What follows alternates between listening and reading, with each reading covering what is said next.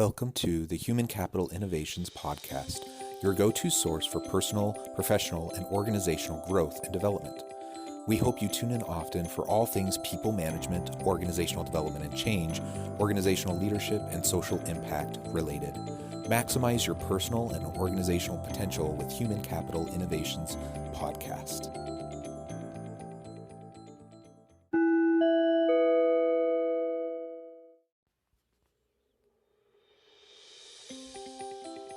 Welcome to the Human Capital Innovations Podcast. In this HCI Inc. Insights podcast episode, I explore Simon Sinek's recent Inc. video, How to Show Vulnerability as a Leader.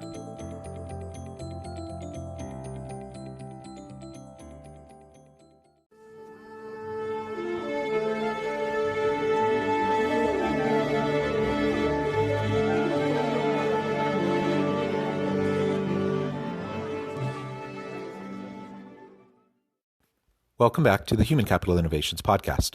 It's great to have you with me again today.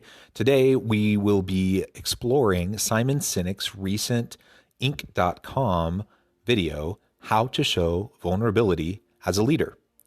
Best-selling author Simon Sinek explains why employees and managers have very different rules when it comes to expressing vulnerability.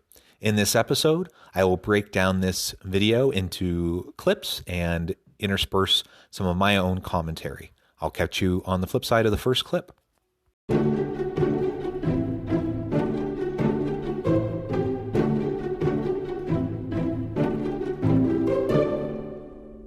One of the things that everybody has to remember when you occupy a position of leadership is a whisper becomes a shout.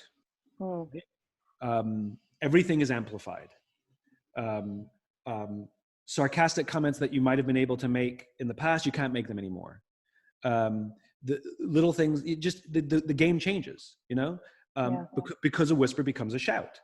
In other words, it's a higher standard. Leadership is a higher standard. Whether you like it or not, that's the reality.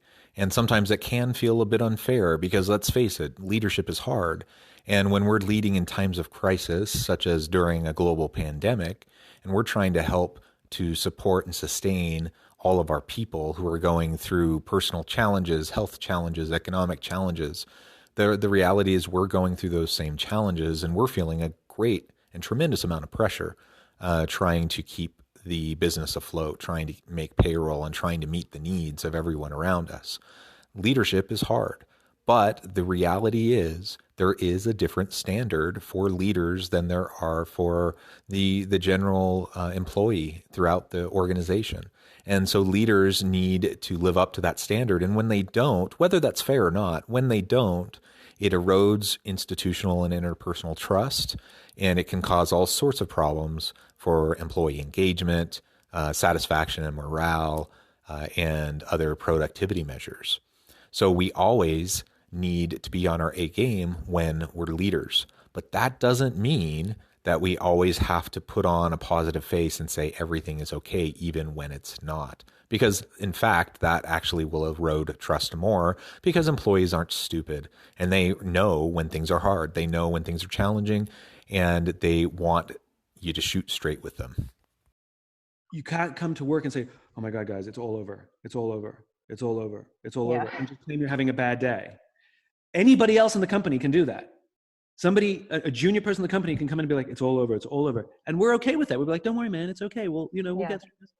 But if the leader does that, panic ensues, even if it's just somebody having a bad day. Yeah. And so we have to be aware of that.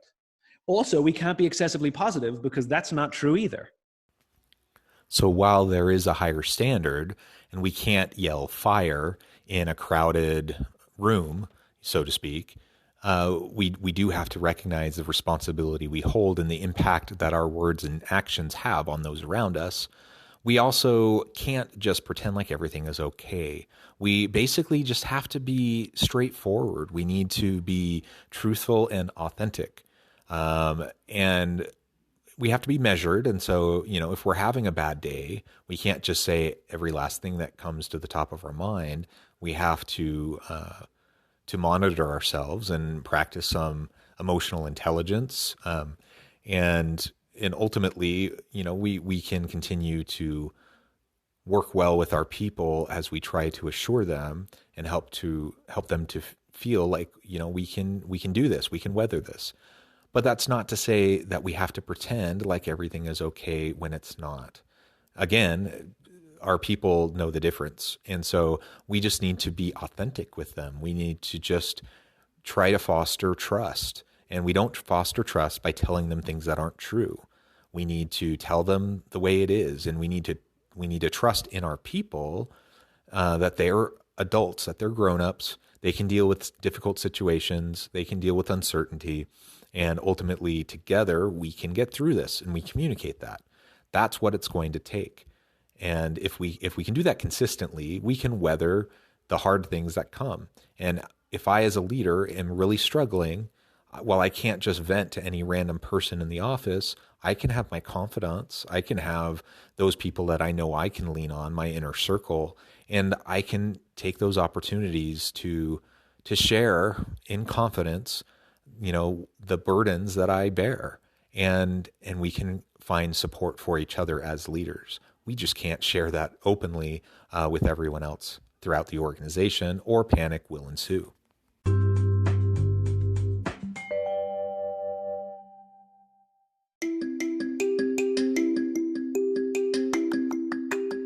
I'm excited to announce the publication of my new book from HCI Press, Bluer Than Indigo Leadership: The Journey of Becoming a Truly Remarkable Leader.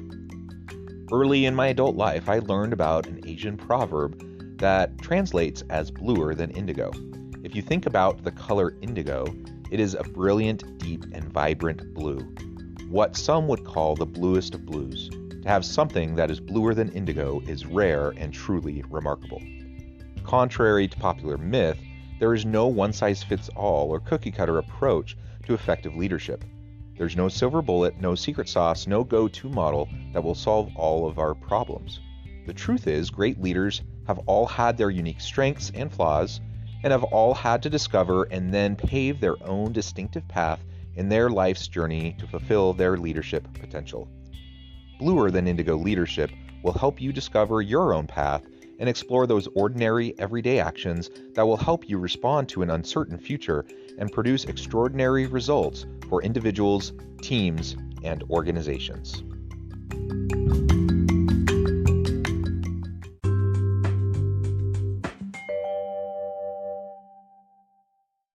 I think the biggest mistake that leaders make is they think they have to have all the answers, and if they don't, they pretend that they do. And what vulnerability means doesn't mean sharing your darkest moments out loud with the team. Vulnerability means admitting, I made a mistake, I don't know, I'm uncertain. That's what it means. And to come out and say, guys, this is a difficult time, a very difficult time. I'm being tested more than I've ever been tested. So it's about being authentically vulnerable with our people, not over disclosing and oversharing all of our burdens, all of our challenges with everybody. That just isn't going to be effective. That's not going to help you or them or the organization. But to be authentically vulnerable and to admit that, yeah, this is tough. This is a hard thing. We're facing it. We're facing it together. We can weather this together. And then ultimately, we will have a plan. We're going to put together a plan and have a path forward.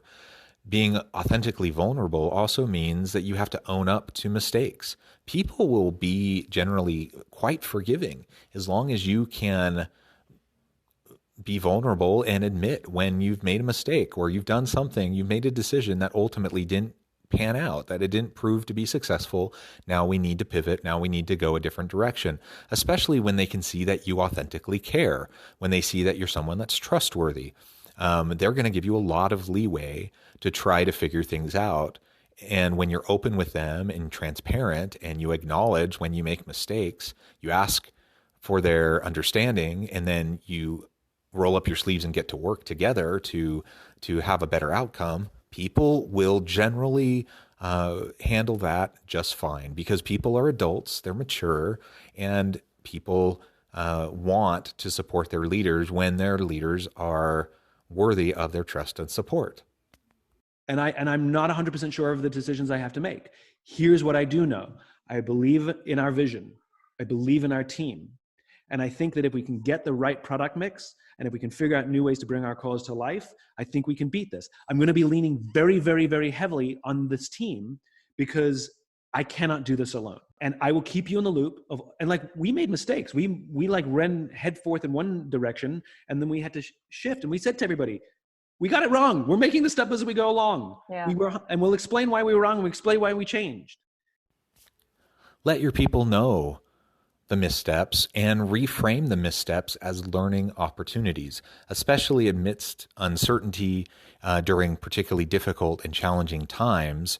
If you can reframe setbacks as learning opportunities and model a growth mindset, model the iterative process of learning and growing and design thinking, then you can pivot and leverage those failures to be more than failures. Now you learn from them. There are growth opportunities. You learned something that didn't work, and now you know how to go forward better and more productively and successfully in the future.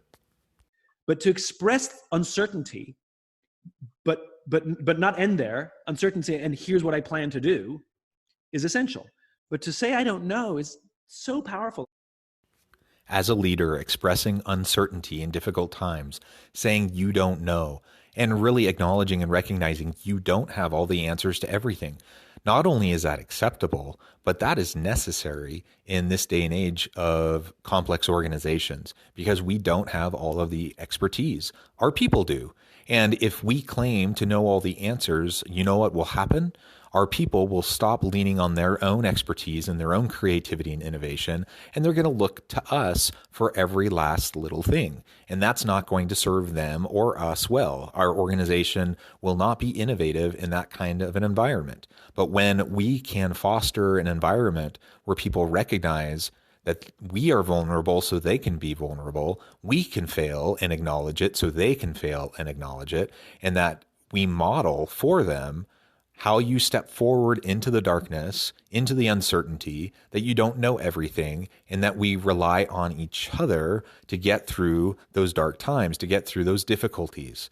If we model that for them and they see that genuinely we are vulnerable and a safe place for them to be able to learn and grow and innovate, then we can together get through these challenges. We together can pivot. We can take new strategic directions. We can innovate and launch new products and services. And ultimately, we can succeed in the marketplace. But it all starts with a vulnerable leader, authentic vulnerability. When you just pretend that everything is okay, you're selling your people short.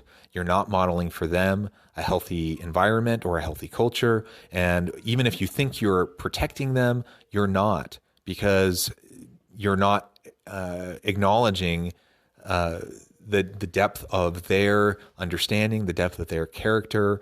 And it's very quite condescending, actually. So ultimately, we can do better than that. As leaders, we can be vulnerable. We may need to learn how to do that. We may need to unlearn the false bravado that we see so many in leadership portray. We may need to unlearn the facade of having an answer for everything or false confidence.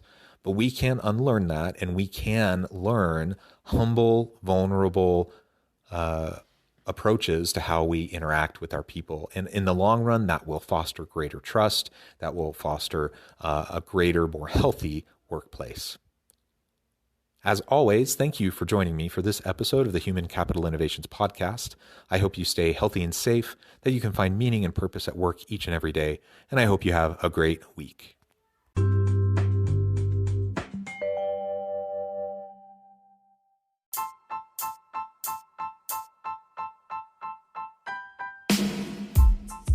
The alchemy of truly remarkable leadership. Ordinary, everyday actions that produce extraordinary results. Consider how the nature of work has shifted over the past 50 years.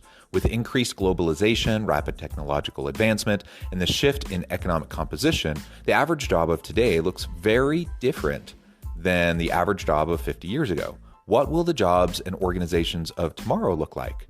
Moreover, what does this all mean for organizational leaders?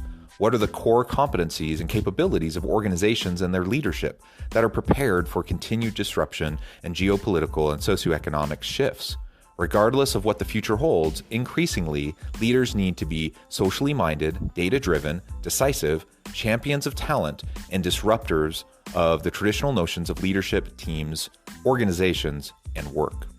The Alchemy of Truly Remarkable Leadership will help you to explore your own leadership competencies and capabilities and consider ways to apply and implement them into your workplace and personal life.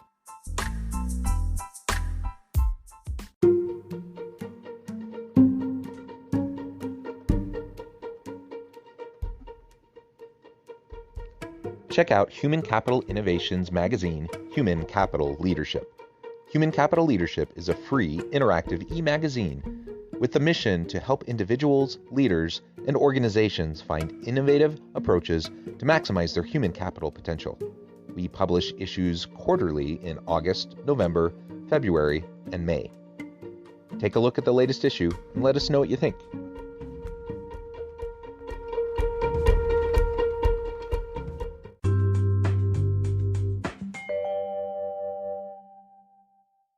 Thanks again for joining us for this episode of the Human Capital Innovations Podcast. I hope you stay healthy and safe and that you have a great week.